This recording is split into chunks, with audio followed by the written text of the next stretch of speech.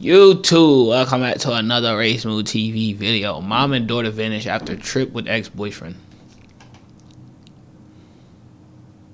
I'm not gonna say nothing. As y'all know, we got that drink on us. You know what I'm saying? March 12th, 2023, police in Vancouver, Washington received a call from a worried grandmother. Her daughter and granddaughter, 27 and 6 years old, had gone missing.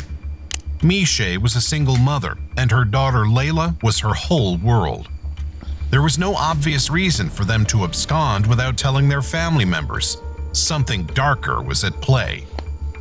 It's been since last Sunday since anybody heard, seen, or talked to my daughter and granddaughter. I'm missing a whole part of me. It's my sister and that's my niece. We don't know where they're at. One of the last people to see Miche Melendez alive was this man, Kirkland Warren. He was Miche's ex-boyfriend, and they'd had a tumultuous relationship. But Kirkland said they were working things out, or they had been, when Miche and her daughter disappeared. A young mother and a vulnerable child. It was imperative that police find these... So he's not the father of the kids, is what I'm catching. Because if he is the father and he on some Chris Benoit type shit, them niggas in jail gonna get you, my boy. Promise you that. Them niggas gonna get your ass. My mama, they gonna get on your ass, boy. 2 missing persons as soon as possible. But soon enough, their investigations would reveal a twisted history and a murder that would leave Vancouver scarred for generations to come. I don't come here with all questions. I do have some answers. What do you think my answers are? Let's uncover those answers here on The Decoder, where we'll dive into exclusive interview and body cam footage to tell the terrible story of what happened to Miche Melendez. Vancouver, Washington is one of the state's most populous cities. On the border with Oregon and close to the West Coast, it has a violent crime rate of 6.32 per 1,000 residents. This is higher than the state average, and made it even more concerning when Miche Melendez and her daughter went missing in March 2023. 27-year-old Miche was last seen with her daughter Layla by a friend in a burgundy Dodge Charger on the morning of March 12th. The driver of this car was Kirkland Warren, her ex-boyfriend. It seemed likely that he had been the last person to see Miche alive. March 22nd, 2023. What seemed like an ordinary day in a prison in Vancouver. But for this detective, waiting at the chess table to conduct an interview, it was the most important day in this case. He'd been tasked with finding missing Miche and Layla. He could only hope he'd ask all the right questions. I guess first of all, how are you holding up? As I can. As you can, okay. Because we're here in a jail, I'm gonna read your Miranda rights. So, I'm a missing persons detective, okay? I also do a few other things like cell phones and computers. I'm a bit of a geek, but part of me being a geek is I also have to do missing persons. So in my missing persons investigation, Joanne... I might be tripping. But nigga, didn't you just say you was gonna read him his rights first? I'm not advocating for the nigga at all. But like, you did say you was gonna read the nigga his rights first, and I don't want your evidence getting thrown out in court. That's just my thing, right? So nigga, read him his rights before you ask him the first question, please. Or maybe you did, and it just edited out. Of March 12th, she saw you with, is it Miche or Misha? Miche. Kirkland said that he, Miche, and Layla had stayed the night together in a friend's apartment. Did she say she was going somewhere? Can you tell me anything about that? No, there was no... Nigga, is you driving a scat? Living with your with other people? Your niggas' priorities fucked up, twin. Y'all niggas' priorities fucked up, baby boy. We gotta stop that shit. I'm telling you. Gotta stop this shit. There was no talk about going anywhere. We had went out. Well, initially we came over to Joe's house because she was a mutual friend. Okay. We just came over there, like, this is really my girlfriend, so. So you guys went over to Joe's because she's a mutual friend, right? Mm-hmm. We were literally just going and talking, be together. Like we slept together that night, everything. He said they were meeting to reconcile after some drama in their relationship.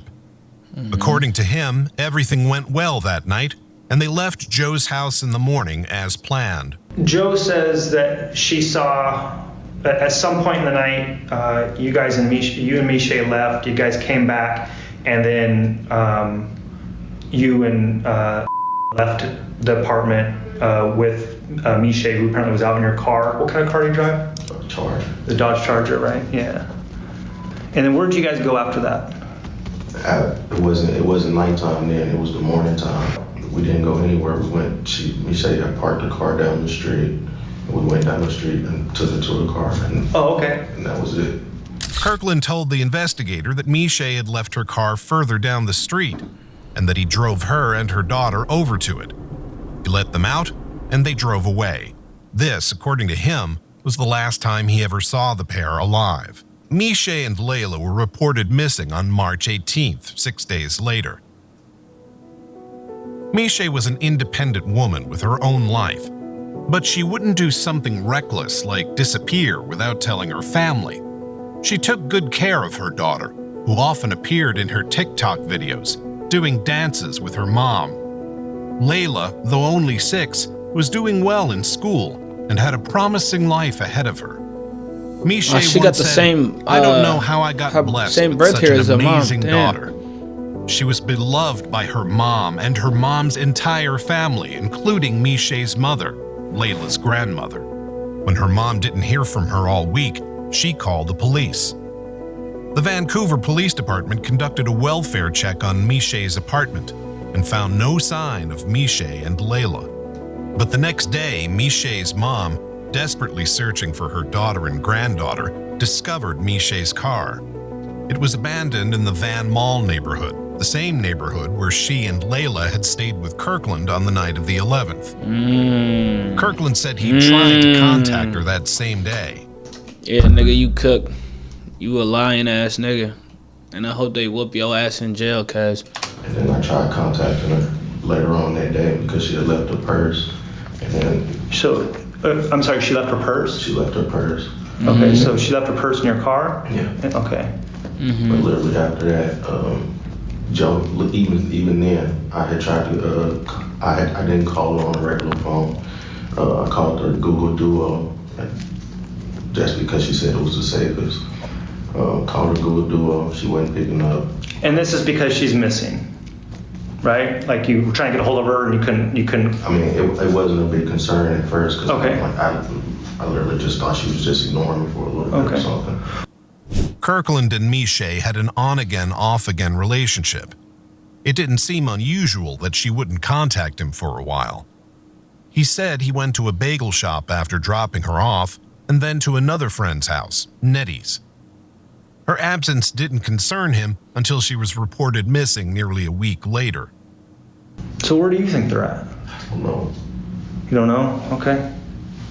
Is there any history of them running off? Not that I know of. No. Okay, so when you went over to Nettie's, what did you and Nettie do? Who the fuck is Nettie? Just watch TV. Who the fuck is Did Nettie? you buy her a bagel too? Yeah. Is she like a girlfriend? No. No, she's just a friend. Misha is my girlfriend. Misha is my girlfriend. But me and my wife are in the process of being separated. Kirkland grew up in Pine Bluff, Arkansas. He was the son of a municipal judge who resigned in 2009 following allegations of misconduct, including second-degree forgery, abuse of office, and attempted theft of property. In the last few years, Kirkland had moved to Vancouver, Washington, where he married a woman named Monet Tyler Warren. She and Kirkland had 2 daughters. Aged 26 in the spring of 2023, she worked at a bank in Portland. But she'd recently been accused of stealing money from customer accounts and transferring it to others. The theft amounted to nearly $25,000. This wasn't a random, unconnected incident. Pops On November accused, 21st, wife 2022, accused, Nigga, Monet's you don't look credentials were used accused. to alter account information at the credit union in order to steal, and $20,000 was transferred into an account under Miche Melendez's name. Miche was also seen on surveillance footage opening an account at the credit union that same month and exiting Monet's car. The two women knew each other and may have been tangled up in a criminal scheme together. This made sense with Miche's social media presence. She was an active TikTok user until her last post on December 20th, 2022. Right around the time of the thefts from the credit union, she began to go dark online, perhaps trying to minimize her exposure in case of an investigation. In both of her last posts, she could be seen with Kirkland.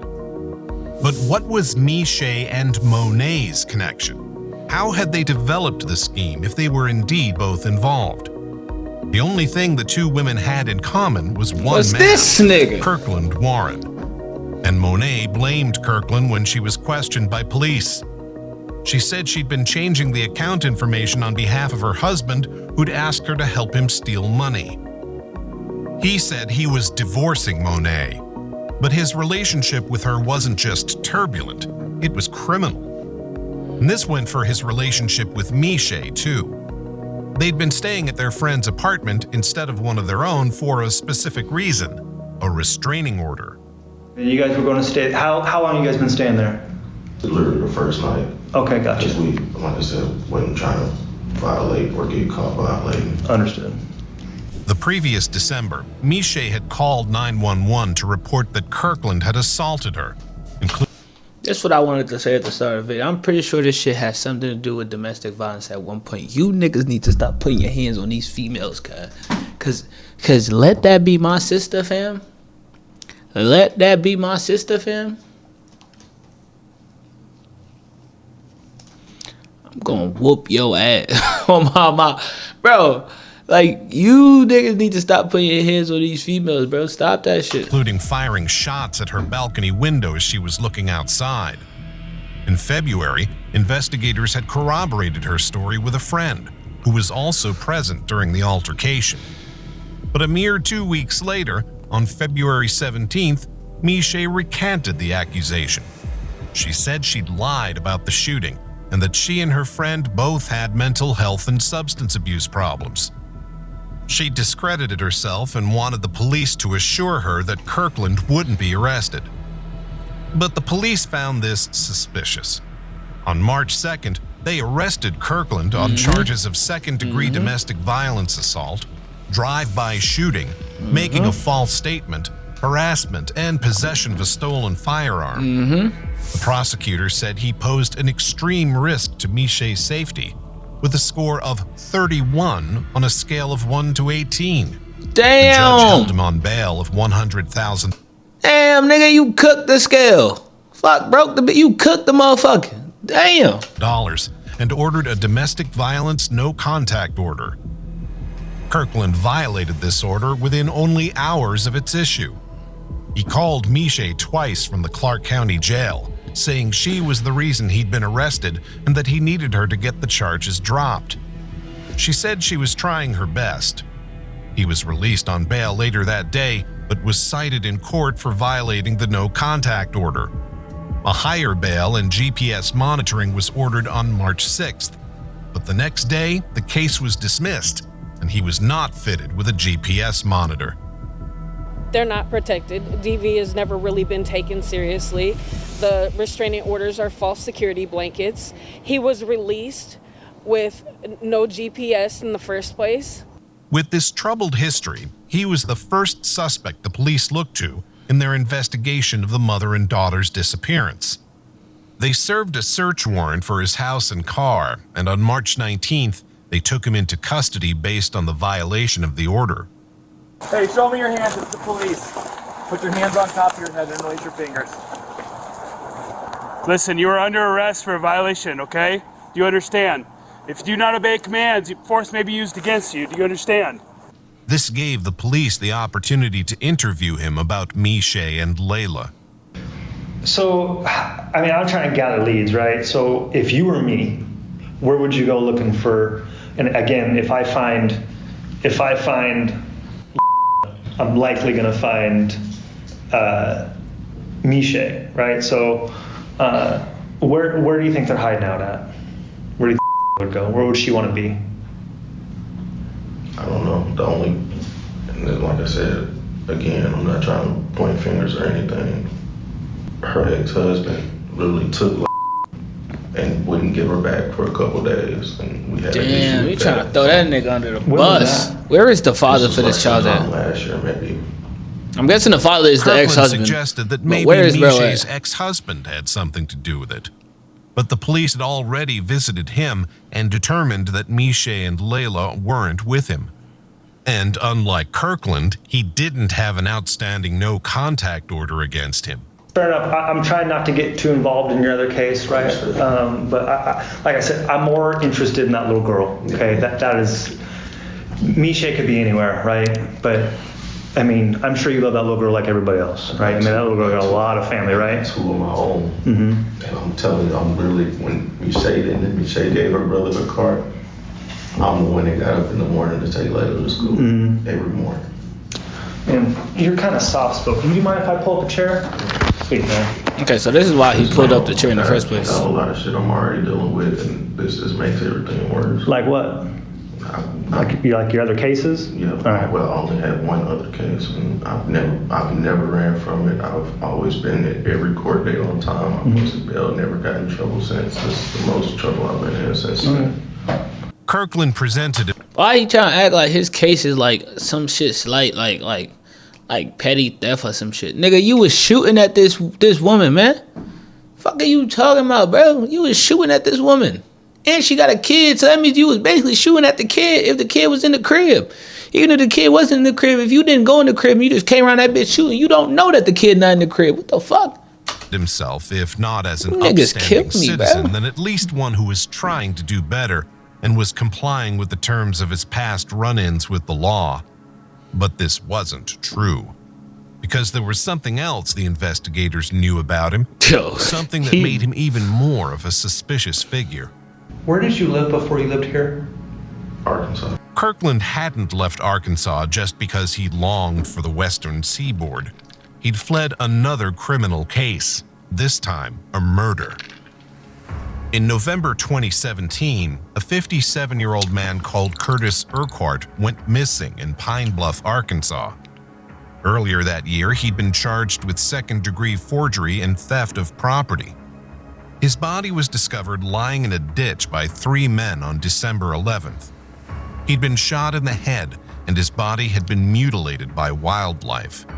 He'd last been seen leaving a law office with Kirkland, then 22, on November 27th. This threw Kirkland under suspicion of his murder, and the police brought him in for an interview. Kirkland admitted he'd killed Curtis. That same December, his Google history showed searches for how to get blood out of a car seat, how to beat murder, killing the only witness, and other ways to get away with murder. He'd said he and Curtis had left the notary's office. So wait, then they just said he admitted to killing, bro. How the fuck is this nigga free? How did he become free to run? Am I tripping? Did they not just say he admitted to killing, bro? How is this nigga free again?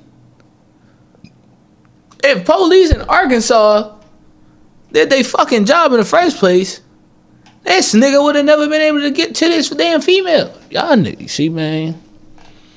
If you want to change the system, you got to get into the system. Office together and driven around. When Curtis had started to demand money from him, Kirkland refused, but Curtis kept insisting, and he said he was scared for his life. He reached under the driver's seat and pulled out a handgun, which he used to shoot Curtis in the head. He then dumped Curtis's body in a ditch and drove away. Kirkland was charged with first-degree murder and abuse of a corpse. He was released on $250,000 bond, and at some point between 2018 and 2020, moved across the country to Washington State. There, far from obeying the terms of his bail, he continued to violate it. In 2020, Vancouver police investigated him for possession of a stolen semi-automatic handgun. He surrendered it to them. So my thing is, right? if he been wanted for murder, basically, in Arkansas, and then he got the warrant for the, not the warrant, he got the domestic violence case. How did they not look in the system and see that he got arrested for the domestic violence case and just go pick him up and extradite him back to Arkansas? But the following March, he lied on an application to buy another semi-automatic handgun, saying he wasn't under indictment for a felony. The application was denied. But he got hold of a gun somehow anyway, because in December 2022, he used it to shoot at Miche's balcony window. Exactly. Kirkland's murder charge in Arkansas was still pending, and now the disappearance of a mother and child was connected to his name. On March 17, 2023, the day before Miche and Layla were reported missing, an Arkansas judge revoked his bail in the murder case. On the 22nd, he appeared in court and admitted he was wanted in Arkansas, but refused to waive extradition to be turned over to the authorities there. The judge ordered that he be held without bail. And that same day, 2 bodies were found. On Wednesday morning, the Clark County Sheriff's Office got a call from someone who was walking on this rural road in Washougal. The caller described what they believed to be 2 life-sized mannequins down an embankment near a creek. But when deputies arrived on scene, they discovered 2 bodies. Investigators contacted Vancouver police, who determined this was likely Miche Melendez and Layla Stewart. They'd both been killed by gunshot. You took the life of that little girl, bro. And her mother, bro. But like, I'm not disregarding the life of her mother in any way, but like, you took the life of that little girl, bro. That little girl could have never done you any wrong a day on this earth. That's just a kid, bro. You niggas are pitiful. Pitiful. Wounds to the head. Miche they had been should whoop shot your once ass and in Layla jail. twice, and Layla. You shot that little girl twice? I hope they whoop your ass in jail, bro. Like every day for the rest of your days in jail, I hope they whoop your ass. I had been assaulted. You touched the little girl? Oh, put me in the jail. The investigators took this discovery to their interrogation of Kirkland. Do you think I'm here to judge you? No. Put me in the jail with this nigga. I whoop his ass every day. And what do you think that job is? Let me go in there every day for 2 hours. Do you think maybe I have found them? No. You don't know? I hope not. Do you hope not? I hope not in the way you think. I hope not in the way that I think you're about to say. Y'all see how you just slipped up? Watch. I hope not. You hope not? Look. Then Mr. Detective here was like, you hope not? And he was like, in his head, he's like, oh shit. So he hit him with the, I hope not in the way that I think you're about to say. Like, get the fuck on somewhere, bro. What do you think I'm about to say? Kirkland. Just tell me they're okay. I can't tell you that. That's all I need to hear. Just what do you think? Where do you think they are? You know they not okay. Kirkland, I'm here to ask about what actually happened. And I wouldn't be here having this conversation with you if I didn't think that maybe you'd want to talk about it. I didn't do anything. You didn't do anything? No, sir. So what did happen? I don't know. I don't know where they are. You don't know where they are? I've been calling and calling. I get it. Do you think that maybe that might be some denial? No, sir. Kirkland. This nigga sound like he lying, bro. Bro, I would hate to be a detective, bro. Like, being a regular cop, I could do, bro.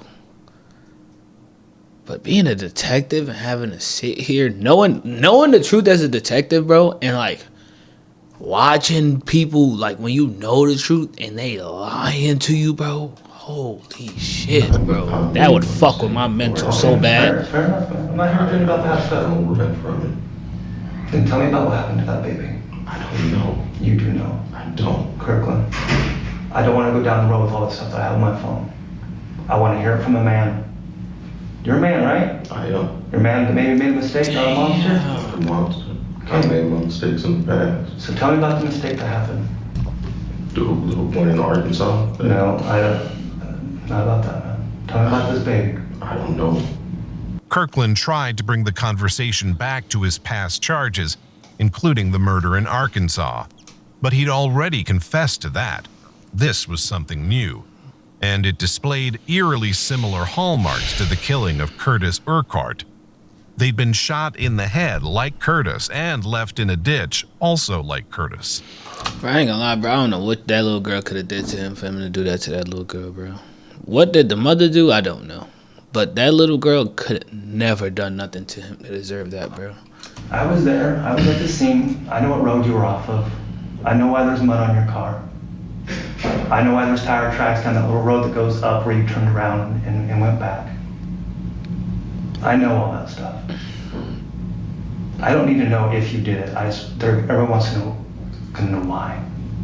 And I think a man like you would at least give people the peace of mind of to at least know why. I didn't do anything. The investigator urged him to confess, but he refused. But this is your opportunity to at least tell your family why. I'm done talking. I told you I didn't know anything. We can go with an attorney from there. He asked for his attorney. But even without a confession, the evidence was mounting that he'd had something to do with tire tracks Layla's there. murders. On March Mud 13th on your tires. and 15th, he texted a friend asking if she knew of secluded local areas like woods or a place where he could bury a gun. On the 15th, he also transferred $4,200 from Miche's bank account to his own. Using her phone. He texted another friend on March 18th saying, bro. I need to get rid of this stolo, which is slang for a stolen car. You got the stoli. It was possible he was referring to the Charger that Miche and Layla had last been seen in. Oh, he stole On a search the of this Charger? car, the police discovered shell casings, a large blue tarp, and both Miche and Layla's blood.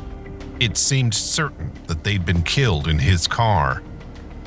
They talked to the friend that Miche and Kirkland had been staying with on the night of the 11th. This friend, Joe, said that they'd both left the house at about 5 a.m. March 12th, saying they were going out to make some money. Kirkland came back in his car at about 8 a.m., blasting loud music with Miche in the passenger seat. She was naked from the waist down and seemed to be passed out. Joe reached into the car to turn the music down, and Kirkland shouted at her to close the car door. But she didn't suspect something was amiss. Fatefully, she handed Layla and Layla's kitten Rocky over to Kirkland, and Kirkland drove off. Kirkland often took Layla to school, and she trusted him like a father. When she got into his car that morning, she would have no idea what was coming, and no idea that her mom was already dead in the front seat. Her life had so much promise as a 6-year-old child, and it was cruelly snatched away. And Layla had a little kitten named Rocky. That night, pictures of her, she had a kitten on her shirt. She loved cats. And when Joanna Cardinal put her in the defendant's car, she had Rocky with her. And it's our hope that Rocky was the last thing that she saw at the time in which she passed this earth. The loss of Layla has left a void in my heart that can never be filled.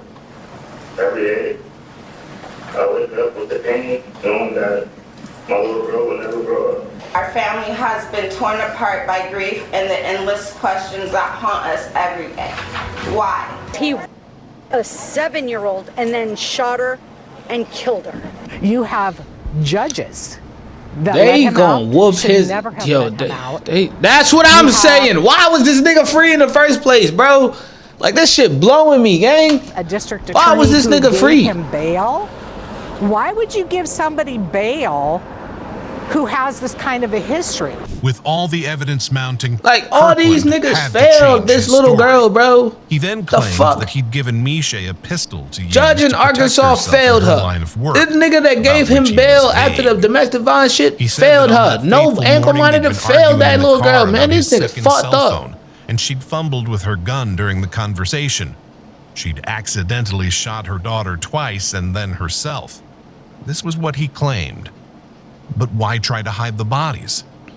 And it would be some coincidence with the facts of the case so closely resembling the 2017 murder of Curtis Urquhart. Ultimately, Kirkland Warren had no choice but to plead guilty. He admitted to the murders of Layla and Miche, and he entered an Alford plea to a charge of assaulting Layla. This plea allowed him to maintain his innocence, but functioned as a guilty plea in sentencing. For these crimes, he was sentenced to life in prison. Man, give him the chair, man. I can't even make any more memories. The 7 years was all I had. And it's all because of Kirkland Warren. And I want him to suffer every single day. Miche's family questions why he was allowed out on bail for the domestic violence That's charge what I said. when he had a murder case standing against him. That's what I said. The trouble is, when we have a legal system with district attorneys and judges, they are horribly undertrained in domestic violence. They know laws, but they don't know a perpetrator, they don't know the characteristics of a perpetrator, and they don't know what they do to a victim. He also pleaded guilty to Curtis's murder. His sentence for this 7-year-old crime will run concurrently with the life sentence handed down for the killing of Layla and Miche. And though Arkansas is a death penalty state, that punishment has been taken off the table. It was abolished in Washington state in 2023. Damn! The motive for the murders remains unknown, though his interference in Miche's accounts and his theft scheme involving his wife Monet suggest it was potentially financial. Monet pleaded guilty to 2 counts of first-degree theft and 2 counts of attempted identity theft, and was sentenced to 2 years probation. Kirkland Warren now begins his life sentence, but the Clark County community is angry, and Miche and Layla's family won't ever move on. Yeah, bro, I wouldn't move on either.